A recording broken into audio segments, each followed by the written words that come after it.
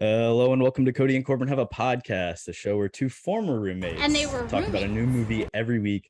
This week on the show, we're talking about Ferris Bueller's Day Off. It's getting pretty tough coming up with new illnesses. It's a little childish, but then so is high school. Honey, you're not going to school like this. Call if you need us. They bought it. How could I possibly be expected to handle school on a day like this? Bueller. Cameron, babe, get dressed and come on over. Bueller. He has been absent 9 times. Bueller. My father spent 3 years restoring this car. I guess that's my dad. What are we gonna do? What aren't we going to do?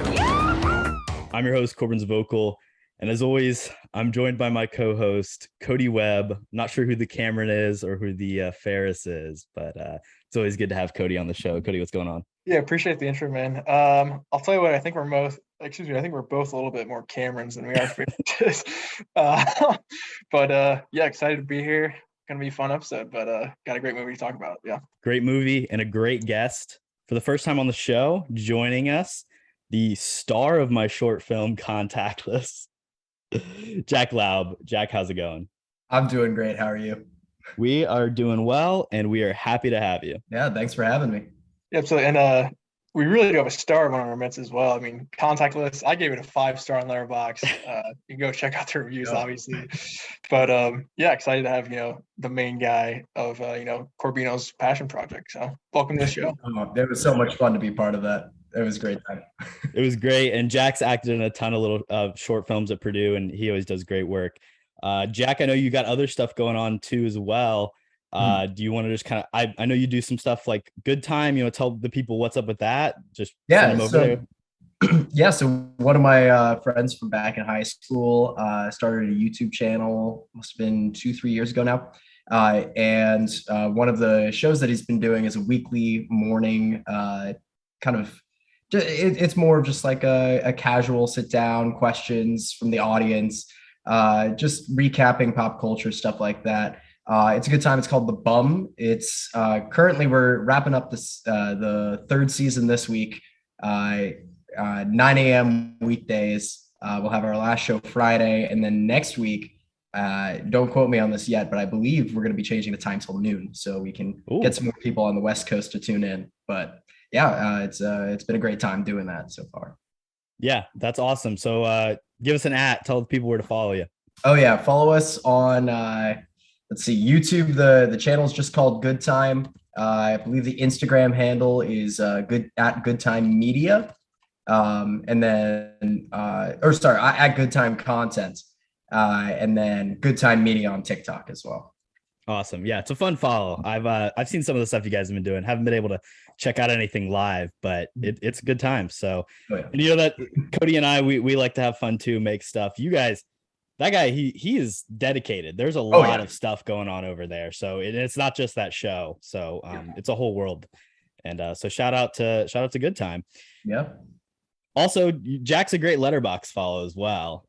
Him and I both on. Hey, Kody, I don't think you're following him. I don't think I follow him. Some great reviews. We trade some likes back and forth on there, and it's a good time. Letterboxd is where it's at. Yes, definitely. All right, let's get into the movie. Why did you pick this movie, Jack? Yeah, so this is my favorite film of all time. There's something about it. I'm not really sure what exactly it is. It's kind of like a comfort food to me. Like I just turn it on. Maybe I've had a bad day. Maybe I'm just like looking for something fun and easy to watch. And it's just every time I just pick up on little things here and there, just quotes or jokes, crowd reaction shots. I think it's really fun. I think some of the themes they touch on with mental health, making the most out of each day, stuff like that. It really resonates with me. And so it's just my favorite film of all time currently. Could change, but that's where I'm at with this one. I think like this is one of the, if you tell me this is your favorite movie, like I think you're a great person. What do you think, Kody? Do you agree with that? It's a green flag movie for me. We've talked a lot about red flag movies, but I think this is definitely a green flag.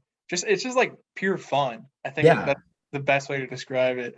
And yeah, like I think especially it's fun to talk about as well because there's so many like little moments and little details that you can keep going back over and over again. So I think it's a great pick. I probably wouldn't categorize it, in my like top 10 or top 20 or whatever. But for like a top movie, I think that's a great pick to have as well, just like based off character. Yeah. Well, let's go ahead and get into our initial thoughts. Good morning, Vietnam! And I'll kick it off a little bit. I agree. This is just a great pick overall. It's a fun one. There's so many great little jokes and ad libs and tiny little moments and one-off scenes that kind of just happen that keep things going. And it's extremely rewatchable. You can come back to it time in and time again. And like you said, catch something new every time. You can pick this movie up halfway through and watch the end of it. You can watch the first half one. Like, it's so easy to just go and just watch a little bit of it. And it's so easy to return to. So that's something I just love about it. Cody, I'll throw it over to you. What do you got? What are some thoughts you have initially? Yeah, I mean, kind of bouncing off that, like the construction of this movie, I think is pretty interesting because obviously it's all surrounded by just Matthew Broderick's just charismatic, iconic performance. You could definitely throw an iconic, I think. But I mean, in general, it's sort of just like a lot of little scenes tied together that you kind of wouldn't expect. So, I mean, you have the art scene, you have the parade scene. I can't think of the word parade for some reason. You have the principal doing slapstick in the backyard. I mean, you have the police scene. It's kind of just like a lot of random spots, but it's all like sewn together. Pretty interesting, I think, as well. But I mean, the chemistry of the cast along with Broderick, I think is very, very good. So, I mean, I'm pretty high in this movie just from a construction standpoint as well. But I do want to throw out, I think it's a little overrated. I'll play devil's advocate. You always got to be the hater. Yeah. I ripped apart our last movie, but I'll be nicer this time. But for the pedestal that this movie's on, I do agree. I think if I saw this movie when I was like 10 years old for the first time, this might be my favorite movie of all time. But I think I saw it for the first time like a year or so ago. I do have some issues with it. But, I mean, overall, this movie is hard to pick at. You do have to be nitpicky, I'm sure, as we'll see. But I'm a fan, obviously. How can you not be a fan of this movie? But yeah, that's most of my initial thoughts. Jack, what do you think? Just going back to this, I forget how good everyone is in all of their different parts. Ferris, Cameron, Sloan, obviously the core trio, but even like the side characters, Grace, Ed, Rudy, the Bueller guy, like everyone is so great in all of their different roles. And it's just each scene, I'm like, oh yeah, I forgot this scene's in the movie. It's just like all sorts of different moments that come together, and I think just really make for a great story. And I think there's a good tension throughout it too. Comedic moments. There are some things that if I could get nitpicky, well, we might get into that later. We can definitely talk about that. But overall, I mean, I always have a blast watching this. Oh, we'll definitely get a little nitpicky in a bit. But before we get there, I want to say, it was really cool for me as someone who's just kind of moved to Chicago and has been living here for a couple weeks now. And I'm only going to be staying for a couple more and then moving on. But I really have always loved this city, and kind of being here in the summer. While this is obviously during the school year, it's still like a beautiful day in Chicago. And like them being at the Sears, Willis Tower, whatever you want to call it, Wrigley Field, the Art Institute, just being in the city in the summer. I think I have a new appreciation even more so for what this movie has, because there is kind of a magic to it a little bit. And it's a really cool experience just kind of walking around and just being a part of it. The other thing is, like, there's parts of this that almost feel like a heist movie to a certain degree, where it's like, not in the sense of like it's a brilliant plan by any means. Like, it's pretty simple plan by Ferris, but everything goes exactly right and everything falls into place perfectly. Just like in the Ocean's 11, that everything is perfectly planned out. Like, everything works. This case is a little bit more magic, and you have to suspend your disbelief a little bit. But I think it still kind of has that similar interest. And I love a good heist movie. So I love Ferris Bueller's Day Off. That's what I got to say. Yeah. I mean, instead of like planning it all out, it's just like based purely off his charismatic, personality. Yeah. Like, everything, I mean, it's the power of a handsome white guy. I don't know. That's really what it is based off. I mean, even in school, like he's got everyone wrapped around his finger at school at all times. Love this character, but that is funny. It is like similar to like a heist movie in that sense, but he's just heisting every single person in the movie. But he gets away with maybe a little more than he should, for sure. But Hey, Matthew Broderick, I don't know. In the 80s was magical. Let's hit roll credits. Roll credits for the next category. And Kody, I'm curious, start us off. Anything, what are your thoughts on the title or anything with the credits you want to mention? I did want to bring up the title. I think that it might be the weakest part of this movie. I think you could have gone a lot of different directions. I mean, they went with the obvious one, which isn't always the bad choice, but points off for creativity. It's accurate, at the very least. It is very accurate. It's also never really said in the movie, which kind of sucks. So kind of over 2 in this category for me. I do like the title. It is iconic as well. Like I'm probably gonna say that word a couple more times, but the poster I think is perfect as well for this movie. Just throw out there as well. But yeah, kind of disappointing they never say it, but it is what it is. You can't win them all, I guess. I mean, I think you're forgetting the classic quote. What are we, some kind of Ferris Bueller's Day Off? I missed that one. Damn. It's the John Hughes deleted scenes. Yeah, it's unfortunate. Yeah. That's probably like after he tells everybody to go home. That's what they throw that one out there. Yeah, exactly. All great movies do say the title, and what can I say? Contactless. It is said. It is. That's true. That's true. Facts. Throwing it back to that. Jack, what you got? Any other thoughts about this? Roll credits. Opening. I mean, it's fairly standard. I mean, it's like an iconic like opening scene for all that. I don't think they do anything unique with the credits there, but like I gotta say the having a scene play over the closing credits isn't something you see all that often. It's usually interrupted. Like they'll have end credit scenes in Marvel movies and stuff like that, but it's rare that you'll see a scene play out for the duration of the credits. So I thought that's pretty interesting. I think that's something that should be done more. It'll get people to stay around more. I don't know. I thought it was pretty fun. Yeah, it's cool because sometimes you see during credits like a blooper reel or something like that, or a deleted scene. But this is really kind of like an extra thing. Something I read was that the girl that he sits next to, her credit rolls in the closing credits before she even comes on the screen. Oh, really? Which is kind of unique. That doesn't really happen very often. And then, of course, there's also the scene after that, the actual post-credit scene. Cody, did you watch that? Which one? The Matthew Broderick one? Yeah. The Deadpool ripoff, yeah. Yeah, it's the Deadpool ripoff, of course. Yeah, he just comes out, he's like, you're still there. Continuing the fourth wall breaking. This is kind of a predecessor to this movie. Well, I don't know which one came out first, actually. This movie or Forrest Gump. I'm sorry. This movie came out first. Yeah. So Forrest Gump, that whole bus scene is just a ripoff of We've talked about that bus scene many times, but I think this is the true, origin of the scene. So that's cool too. I'm not quite sure I see the correlation there other than there's buses, but I actually, at one point, this movie, he kind of has a Forrest Gump like quality to him in the sense that he's just like a magic man that like goes around and does all these insane like he goes in a parade and he catches a ball at the game, like all this. His dad keeps showing, like all these crazy coincidences happen, and he's kind of, I mean, he has a whole movement, Save Ferris. There's Forrest Gump kind of, maybe draws a little bit on that for sure. Yep. Let's move on to stupidest part. You stupid. We said we were gonna get nitpicky, and we'll make Jack get a little nitpicky first. So, what do you got? What's the stupidest part about Ferris Bueller's? I gotta say, the scene that every time I watch this movie again, I'm like, oh right, this is in it. I'm not a huge fan of the whole slapstick with the dog and Mr. Rooney. I think there's maybe like one too many scenes of it, and it gets a little childish to it. I mean, the movie is a bit childish, but I think that just makes it a little too goofy in my opinion. But I mean, it's fine. It's not too long. It's there, but I feel like it was kind of unnecessary.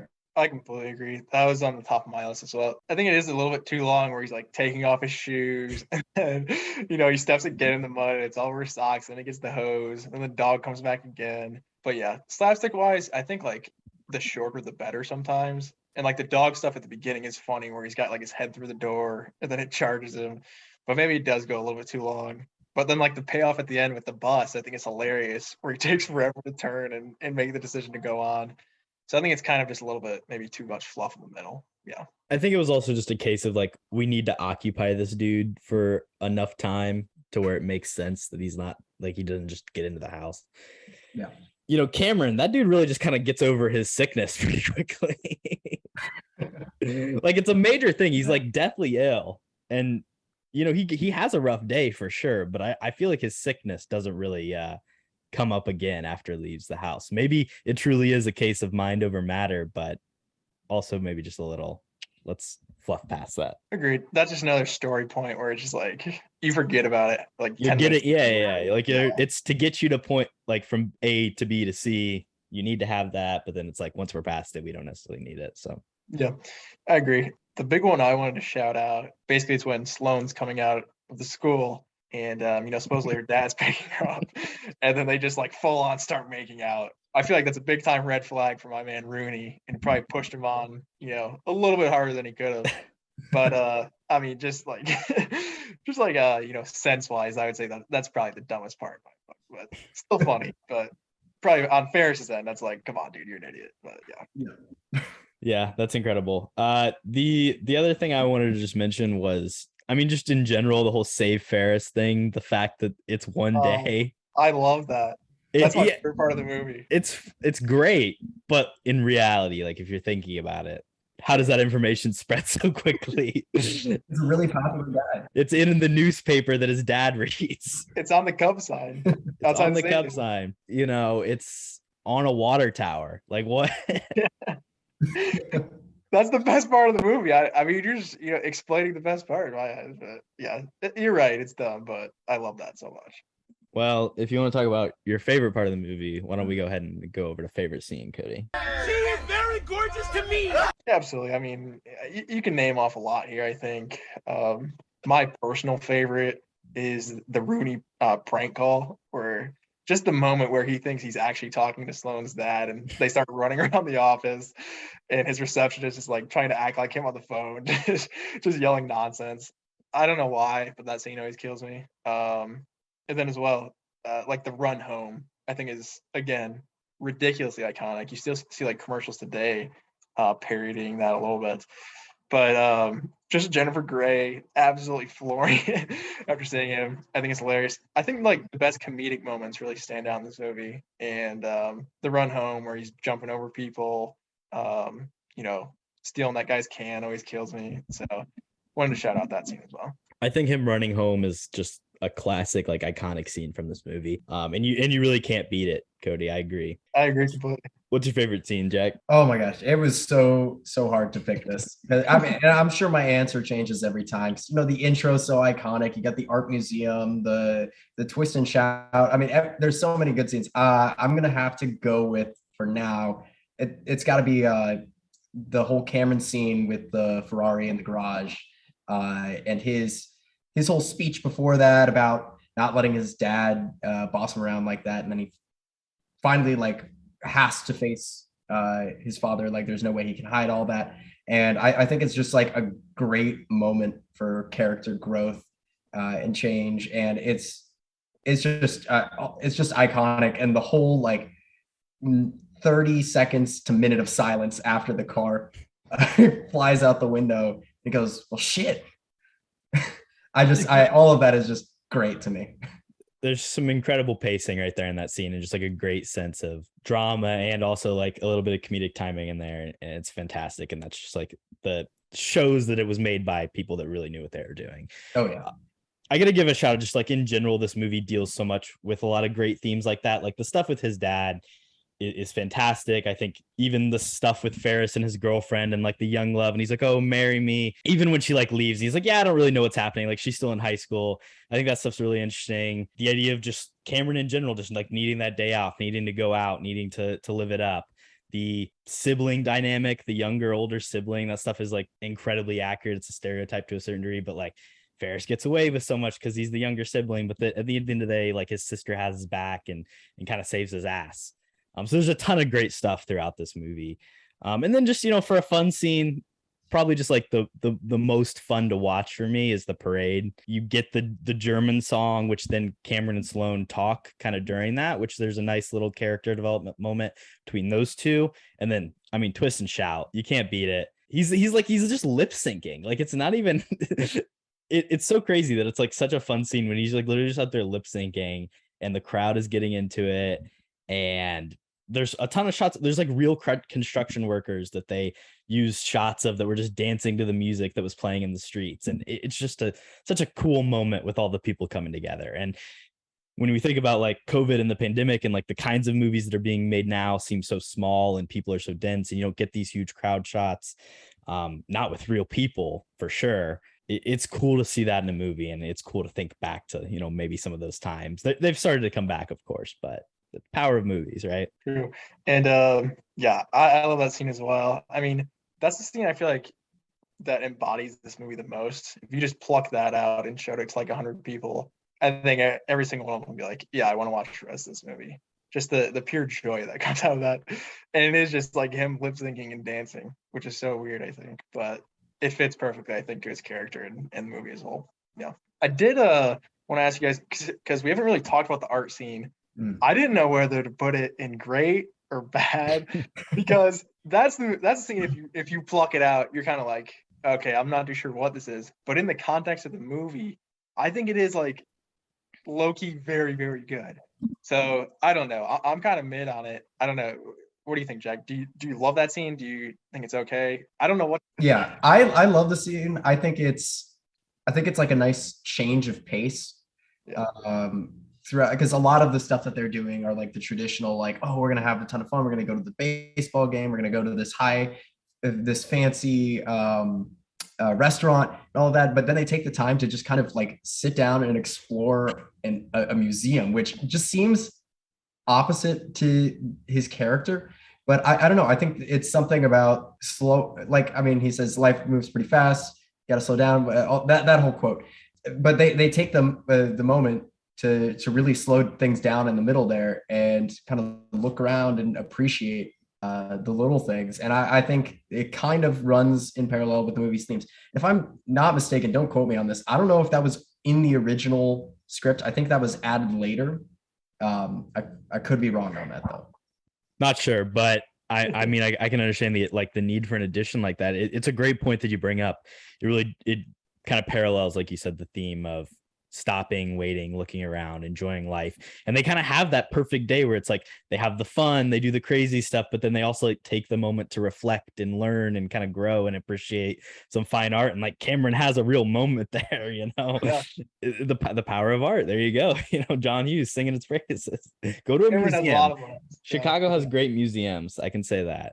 Go check them out. Learn a thing. I back it. They should have gone to the Shed Aquarium, but you know, whatever. Hey, you could find yourself staring into a tank for a while too. So that's facts. Turtles all day, baby. Let's talk filmmaking. We are Full Sail University. We take dreams serious. I had one small thing. Okay. And we kind of talked about it already. It's just like fourth wall breaks. And I think well, that was my big thing, Kody. So.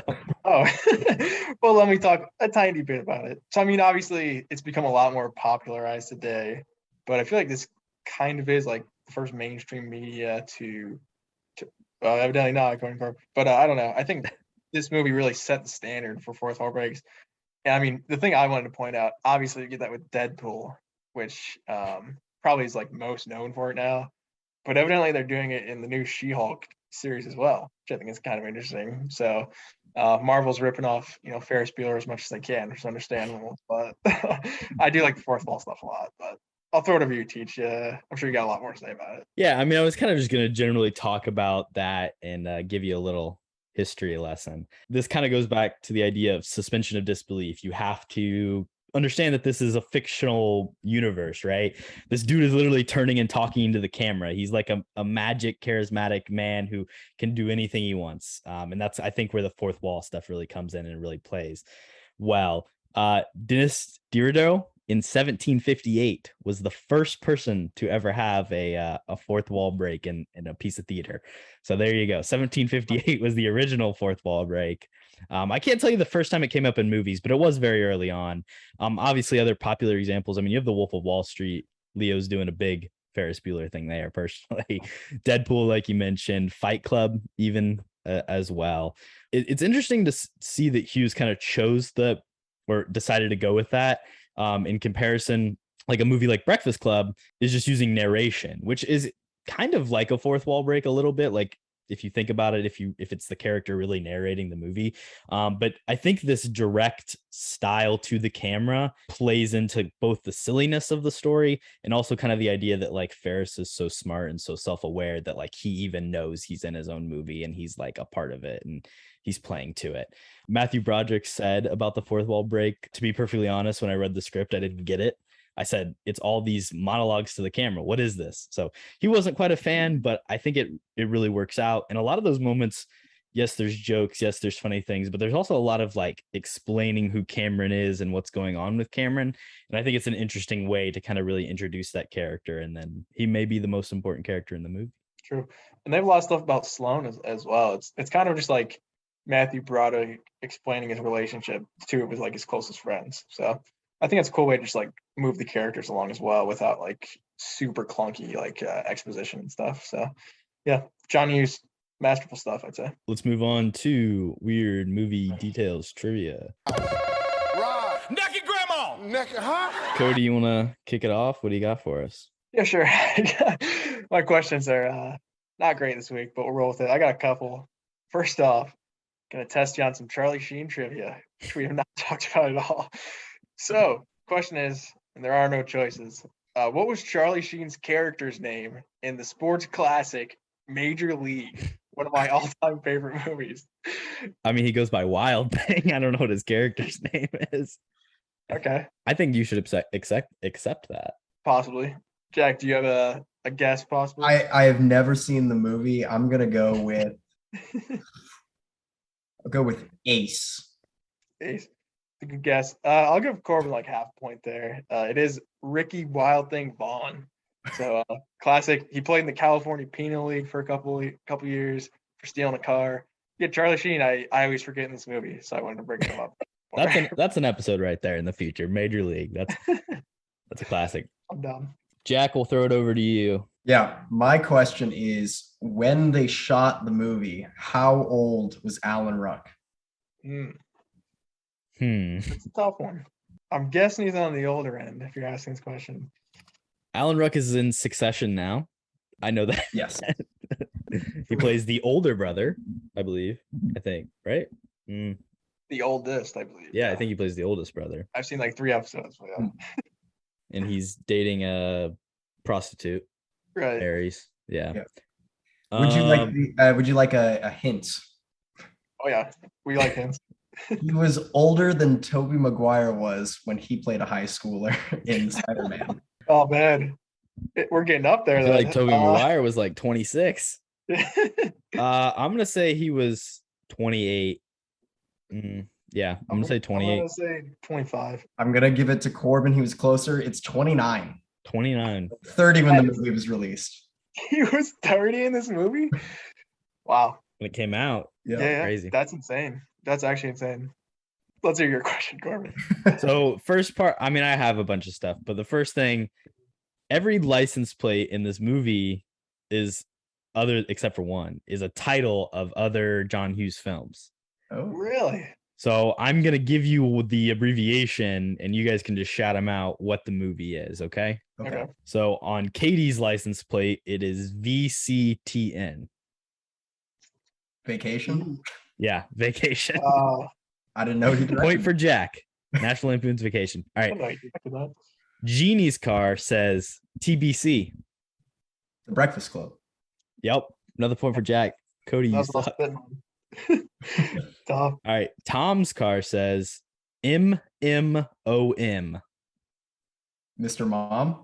Mr. Mom. Wow, Kody, you're not a John Hughes guy. I would have never gotten that one. That's a tough one. All right, this is a really hard one.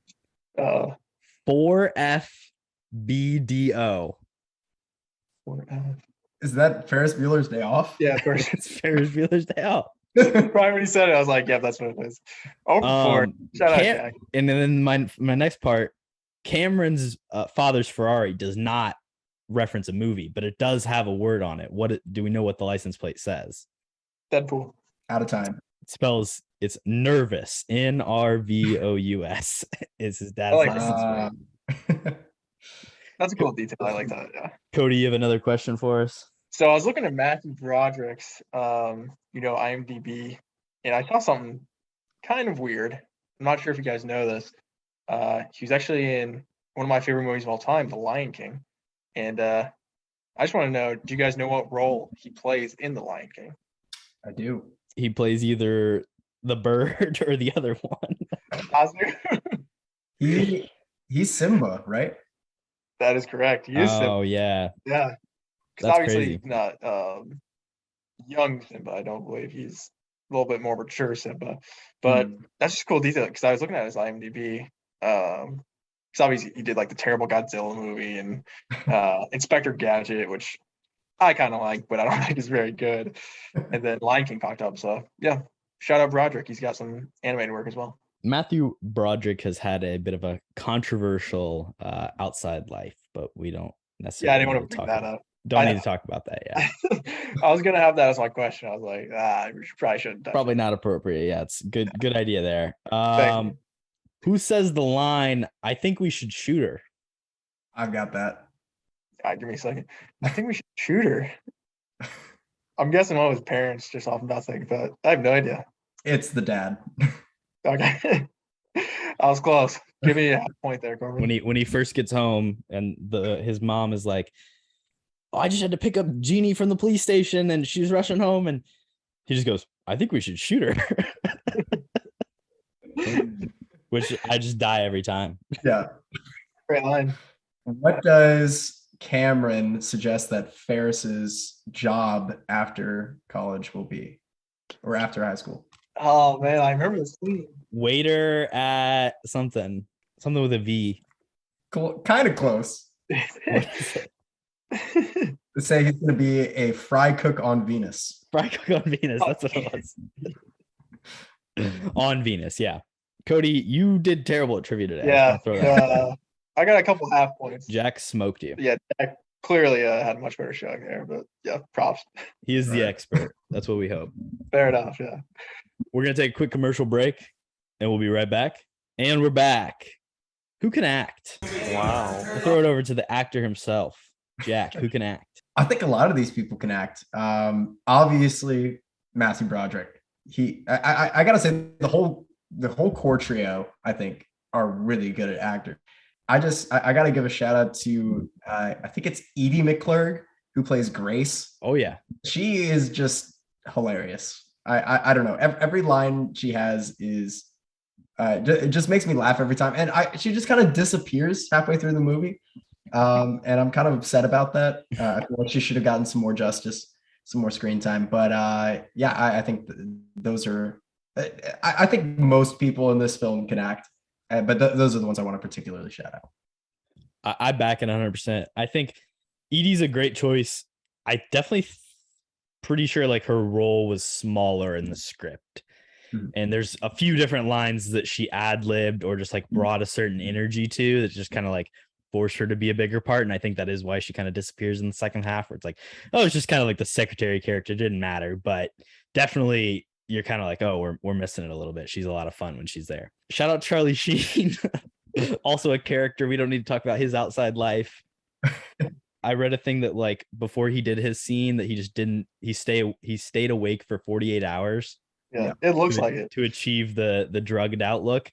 Now I don't know if that was the only thing he did. But yeah, he stayed up for 48 hours. So shout out Charlie Sheen. He's just a creepy weirdo in this movie. But he's also got that, electric magnetism that kind of draws Jeannie in. So it works. I mean, Kody, who can act? Yeah, I did want to shout out a couple other ones. Obviously, Matthew Broderick. But we touched on him a lot. I mean, funny enough, I feel like the biggest star kind of in this movie is Jennifer Grey, looking in hindsight of everyone's careers. And I mean, this is pretty early on work from her, but I think she's pretty good. I thought she should stand out. Other than the Charlie Sheen. Yeah, maybe Charlie Sheen. Charlie, he stole that scene, I think. But in general, I thought she was pretty good. Okay, other than Jennifer Grey, though, I think there are a lot of good performances. I would say Grace, as you guys mentioned as well, is very funny. I think Scene Stealer. I think there's a lot of just like small characters that do really shine. But yeah, a lot of people throw out the obvious is Matthew Broderick, I think, though. So big ups to him. Let's move on to who can't act. That's my opinion! I'll get us started with the first one. It's really just my main one. I personally don't think Jeffrey Jones as Ed Rooney is very good. Like you said, a lot of the slapstick stuff is just all over the place. Maybe, you know, that's a little bit Hughes directorial and writing, but I just don't think he's very funny there either. Shout out the economics teacher. He's a bad actor too, but he says Bueller really well. And I mean, he was just like an economics teacher. So, you know, what can you do? And he actually is an economics teacher. Yeah. He was, him for it. They didn't even write lines for him. They were just like, just teach, bro. So I would say if he was in a real role, he probably would be a bad actor. His voice, I think, is very, very good though. He's up there with like the Bruce Buffer voice. I think of, you know, instantly who that is when they say something. Just Bueller. But yeah, and also I want to say about Jeffrey Jones real quick.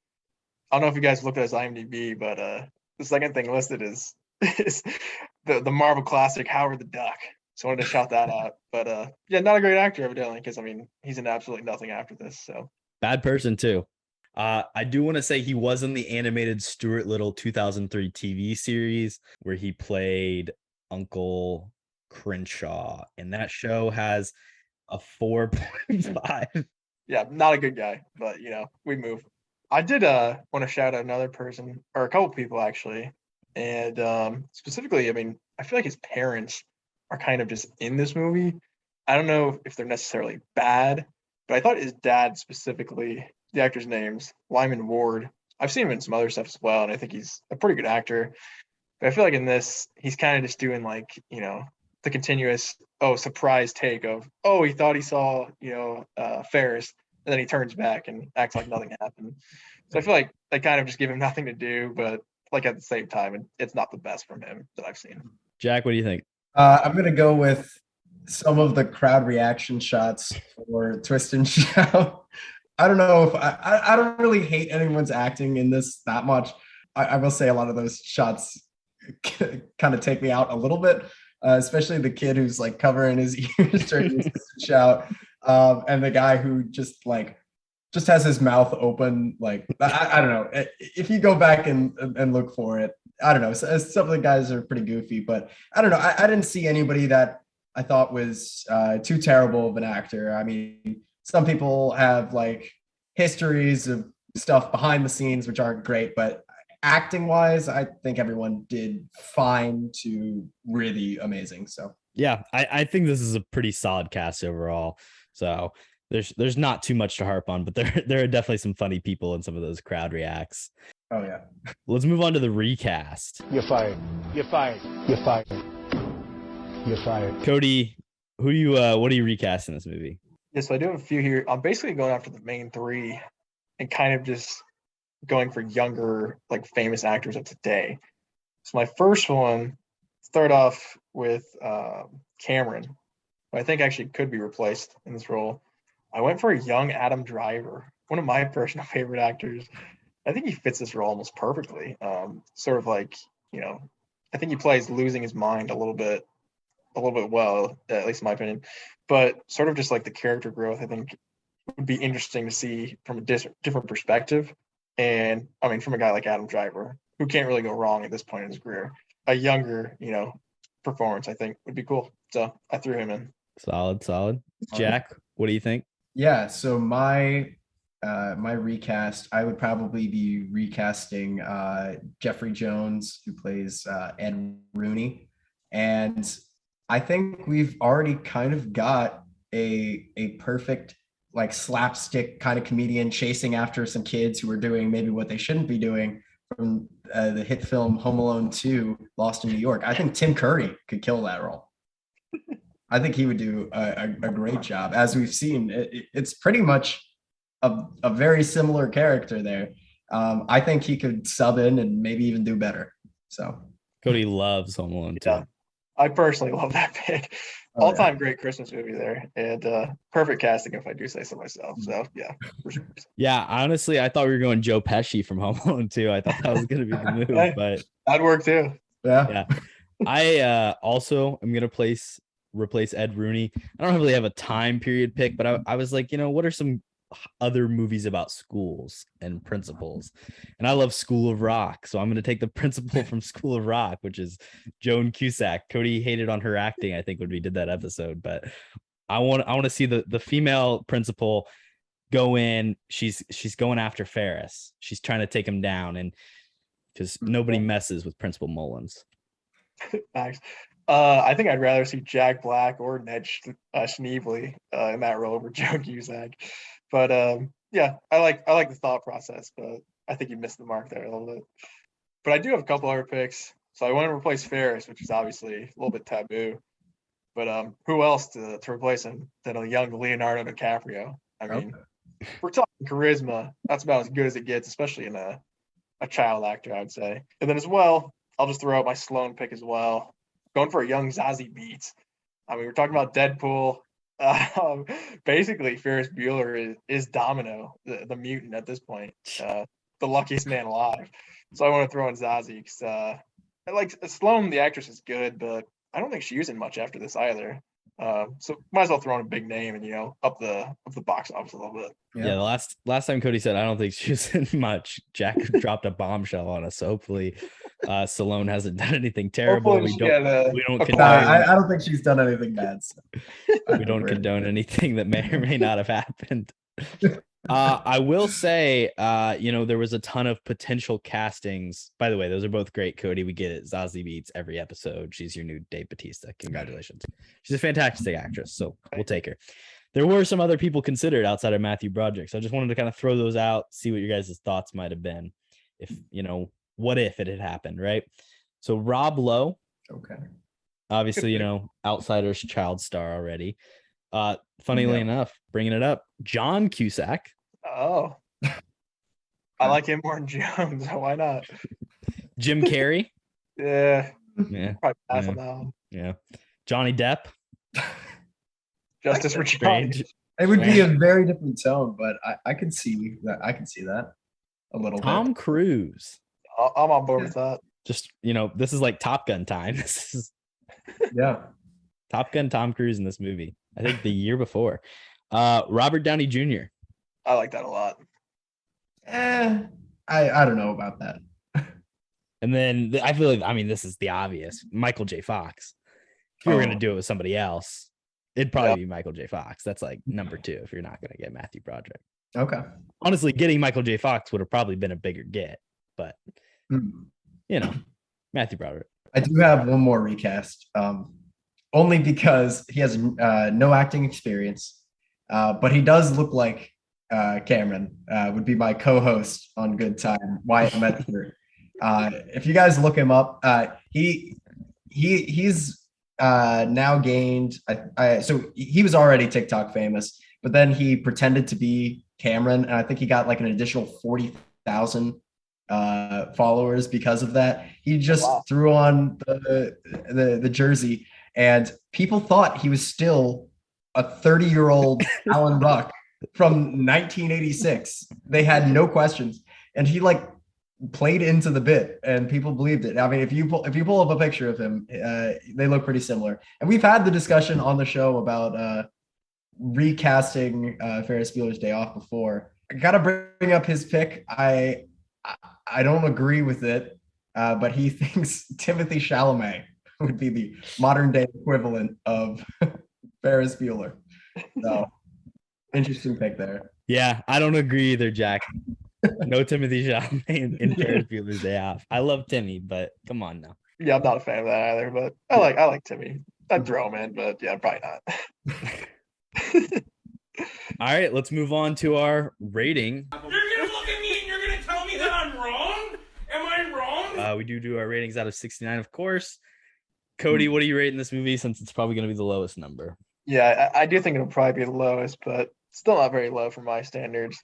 I'm going to go with a 59 out of 69. Very respectable, I think. I mean, yeah, overall, you said it, just pure fun. Very rewatchable as well. I don't think we mentioned that. But something I think I will check out pretty recently after viewing it again, which you can't say a lot about things. But yeah, Matthew Broderick, great cast, great direction. Johnny Hughes, love him. But yeah, 59. Jack, what are you going to give this movie? I mean, I've already said it's my favorite movie of all time, so I think it would be disrespectful if I didn't give it a 69 out of 69. Woo-hoo. Very nice, very nice. Perfect score. Perfect score. Very few have been done. We've seen a couple recently. I've been telling Kody we've been having a problem. We've been having a lot of good movies.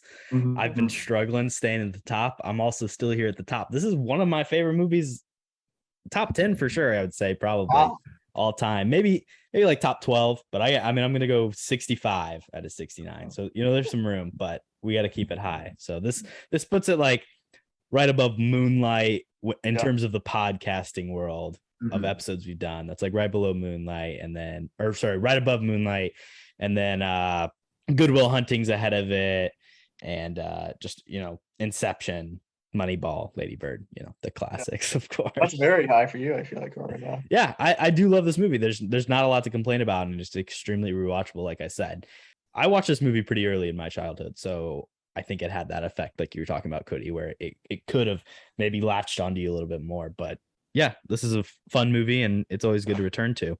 Let's move on to our second to last category. We have a Podgorithm. So the way this works for the people that don't know is we draw a card and we talk about it. So what card did we pick, Korbin? So we talk about it, you get 30 seconds. The card I picked is Get Out. Oh, timely. Which is good because it'll lead into our next conversation of recommendations. But let's throw it over to the kid who I don't think has seen Get Out. So Kody, tell us about Get Out. Yeah, that's correct. I haven't seen it. Funny enough, I was actually going to watch it this weekend, but I decided against it and watch a different movie. But wow. Yeah, this is like on the top of my list to watch just because obviously Nope just released and that looks bonkers and I really want to see that. But before I wanted to, because I've seen Us, but I did not check out Get Out yet. So don't have too much to say on it. I mean, completely honest. Directorial debut wise, I believe it is an impressive achievement, just like box office alone. So shout out Jordan Peele. But yeah, not much to say. Jack, throw it over to you. 30 seconds. Get Out. What do you think? I have also never seen Get Out. Oh, wow. I am not a big fan of horror movies in general. That's fair. Although I feel like this leans more thriller from what I've seen of it. It's definitely on my watch list, definitely higher now because Nope is out. I was actually planning on seeing Nope this past week, but because I work at a movie theater right now as a bartender, and I was hoping to go to the employee screening, but I was actually out of town, so I missed it. I'm going to have to try and check it out, hopefully later this week. But yeah, I mean, it looks great. I mean, it was nominated for Best Picture, so it's got to be pretty good. Well, wow. Yeah, definitely check out Get Out. I can't recommend it more highly enough. That is also probably a top 10, 15 movie for me. I really do love Get Out a lot. I think Jordan Peele is a master of his craft. Us, more horror, less thriller. So you probably, both of you guys, because Kody's not a big horror guy either, would probably like it less. But Nope is a lot of fun as well. So I'm excited to talk about that. And I listen, what can I say about Get Out? Realistically, like my opinion doesn't matter that much. It's a fucking fantastic movie. Go watch it. That's what I'll say. Jordan Peele is a master of his craft. Let's move on to recommendations. I drink your milkshake. I drink it up. And I'll go ahead and get it started with Nope. I did see that this weekend. Just one of a couple movies since the last time we recorded this, but it is really good. It's my second favorite movie that's come out this year. So go see it in the theater. I honestly want to go back and see it in IMAX because it really is just kind of like a spectacle on screen. It's also very similar where the themes kind of go. So I don't want to spoil anything beyond that, but it's a great experience. Not too scary. I think you guys will both be okay. Jack, what have you been into recently? What do you want to recommend to the people? Yeah, so I just said I was on a trip. I went to New Orleans this past weekend, and on the plane ride there and the plane ride back, I got to watch a movie. So on the way down there, I saw The Worst Person in the World. Thought that was a really good movie. Probably not great to watch on a plane out in the open with people like potentially looking over my shoulder and seeing what I'm watching, and then there's some weird scenes in there that I was definitely a little uncomfortable about watching in public, but definitely recommend for me. And then on the way back, I watched The Lost City for the first time. I think it is the perfect plane movie. I think it is built specifically to be watched in a plane. I don't know. There's just something about like just the simplicity of it. It's pretty fun. It's good. You might forget about it in a day or two, but like it's still a very enjoyable comedy. So I thought it was overall really, really good. Definitely recommend both of those. Yeah, I've been wanting to check that. I actually heard really great things about that, and especially for a movie that like doesn't necessarily look like it would be that great, but it seems like a lot of people were pleasantly surprised by it. So glad to hear you're a fan as well. We'll throw it over to Kody. Kody, what have you been into? Yeah, not too much. The one thing I did want to touch on that I did finally get to was the Miss Marvel finale, which I'm a couple weeks late on actually, but I liked it a lot. I think Korbin was a little bit mad. I haven't even talked to him about it, but I think he's a little bit mad about the whole mutant thing, possibly. I'm not mad. Oh, you're not. But I mean, this series as a whole, I was actually a really big fan of, and I thought the finale like landed pretty strong. I mean, you really do understand her powers a lot more, and she is more faithful like to the comic adaptation of everything, which I like. And like the side characters are so fun. I think that's one of the best things about the show. Like Kamran and Bruno were a couple of my favorite characters from it, which I didn't think going in would be at all. But yeah, and of course you get the Brie Larson cameo at the end, whatever that is. So excited for the Marvels. Captain Marvel, the first one was okay, but I mean, bringing in Miss Marvel, I think, is hopefully going to reinvigorate the series a little bit. But yeah, Korbin, what do you think about that? 'Cause we still haven't really talked about it. Yeah, we haven't talked about that. We have, I mean, that obviously ended a few weeks ago, but there's been a ton of Marvel news over the weekend. Much. I will just give us a little. We're not going to talk about it all right now. In a few days, we're going to be on the Rough Cut retrospective again, as we have many times in the past, to do a little Fantastic Four recast. And I think we're also just going to discuss like everything future of Marvel in general. So we're probably going to look at a lot of those updates. But in terms of Miss Marvel, I didn't really care about her being named as a mutant. I'm not some like weird X-Men purist like some people we might know are. Overall, it was like the typical Disney Plus show finales. It kind of just wrapped up. It wasn't super satisfying, but like, hey, we have an ending. I am excited about. I thought the Brie Larson cameo was fun, and I am excited about that movie as well. You have a good director, Nia DaCosta, helming that. You bring in Monica Rambeau, you bring in Miss Marvel. I think it's going to be a pretty interesting story, and a story in Phase 5 apparently of Marvel. So, I think it might be pretty integral to the future of things, especially if they're identifying her as the first mutant. So, yeah. True. But yeah, I mean, Marvel's got a lot of crap going on, obviously, and we'll get to it. But I am excited more. Favorite, was there any, let's just say, was there a particular announcement you're most excited for? Oh, that's a tough one. I mean, any sort of Avengers movies I'm excited for, obviously. But I do like the Kang Dynasty a lot. Secret Wars, obviously, was coming. But, I mean, they teased us before with, the Age of Ultron and kind of gave us a mid-villain. So I kind of just want to see Kang like just wreck shit up. Ant-Man 3 I'm very excited for as well, because obviously he's in that. But yeah, just give me trailers for all this stuff at any time, and I'll probably be happy. But yeah. Jack, have you been following any of that stuff at all? You have any thoughts? I have been. I'd say I'm definitely more excited on the film side of things. I'm kind of getting burnt out on the TV shows. I feel you. Like all of the TV shows would have been better served as movies, except for maybe WandaVision. Like I feel like they came up with a good story, and then they're like, oh, we need to put it on Disney. They're 6-hour movies. That's all they are. Yeah. I feel like they all could have been trimmed up and just told in a better, more cohesive story in an hour and a half to 2.5 hours. Like, I don't know. But I mean, I've still enjoyed most of them. But yeah, I'd say the thing I'm probably most excited for are the 2 new Avengers films. I know we're like 3 years off? Dude, we're gonna be 45 years old. I know, but yeah. Who knows? Yeah. Maybe one of us could be directing or starring in one of those. Well, yeah, that's crazy. They're already, the crazy thing is just they're like already announcing these casts and stuff, and some of it's unknown, but there's still a lot that they've already like begun planning, and things have been a little rocky in the Marvel world of late, and obviously this is a big announcement. I think there was more I had more excitement for Marvel things than I have had in a long time. So I think that's good at least.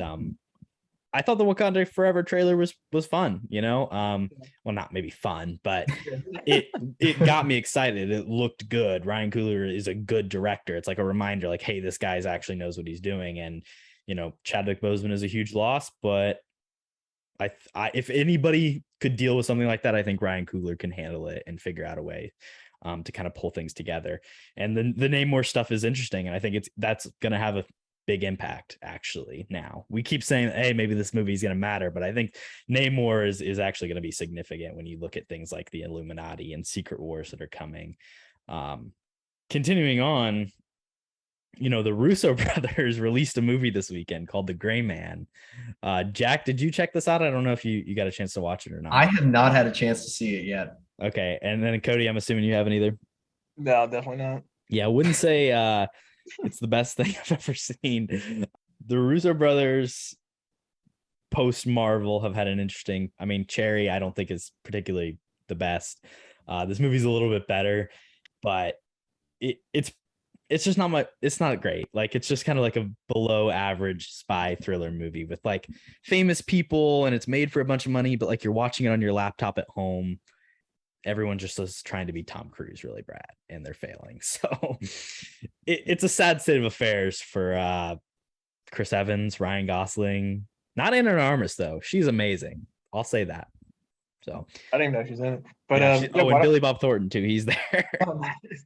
Why don't you just watch it on your TV instead of your laptop? I can if you want me to. I'm sorry. Actually, you want to? I watched it twice on Sunday. So, oh wow! Once on a laptop and once on a TV. So I got both experiences. I believe Ryan Gosling's getting a spinoff from it, though, isn't he? So it can't be that bad. He's getting his bag. Shout out to him. Netflix is looking for their IP. I don't think they found it here still, but whatever. That's pretty much all I have to recommend to the people. Any final recommendations, anybody? Go watch Seinfeld. Good show. As always, Kody recommends Seinfeld. Go check out Ferris Bueller's Day Off if you've never seen it. It's a classic. Jack, thank you so much for coming on. Thank you guys for having me. This was a real treat. Appreciate you coming on. And I think it was actually a pretty good episode. So yeah, you might have to come back. Yeah, we'd love to have you on again. It's always good to talk movies with you. Always good to see what you're doing on Letterboxd. Go check out The Daily Show. That's live. Noon next week. Don't quote. I think it'll be noon as of next week, but don't quote me on that. Secret. This is top breaking news. Yeah. Top secret information. Yeah. Go check out GoodTime. Thank you for everyone. This is our second to last episode of this. You mentioned season 3 ending. This is also our season 3 coming to a close as well. Next week, check out the finale of season 3. Oh, wow. Also this week, big things are happening. Again, check us out on the Rough Cut Retrospective to talk Fantastic Four casting. Goodbye and have a good night. Stay capping. Bye, everyone. What you just said is one of the most insanely idiotic things I have ever heard. At no point in your rambling, incoherent response were you even close to anything that could be considered a rational thought. Everyone in this room is now dumber for having listened to it. I award you no points, and may God have mercy on your soul.